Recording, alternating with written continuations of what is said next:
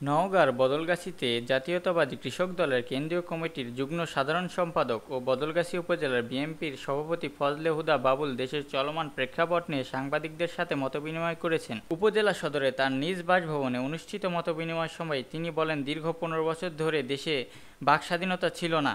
সাংবাদিক জাতির বিবেক ও সমাজের দর্পণ, কিন্তু সাংবাদিকদের লিখনীয় বাধ্যকতা ছিল।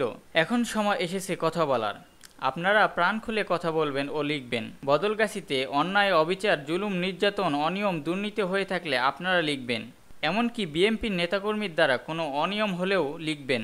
আমি চেষ্টা করব এইগুলো শক্ত হাতে দমন করার। তাছাড়া দেশের এই প্রেক্ষাপটে হিন্দু সম্প্রদায়কে সংখ্যালঘু হিসেবে বিপদে ঠেলে না দিয়ে তাদেরকে নিরাপত্তা নিশ্চিত করে প্রমাণ করতে হবে তারা এই দেশের নাগরিক ও আমাদের ভাই। তাদের যেন জানমালের কোনো ক্ষয়ক্ষতি না হয়। আমার প্রাণপ্রিয় সংগঠন জাতীয়তাবাদী দল বিএনপি ও জাতীয়তাবাদী কৃষক দলের লোকজন দ্বারা কোনো মানুষ যেন নির্যাতিত, জুলুমের শিকার না হয়।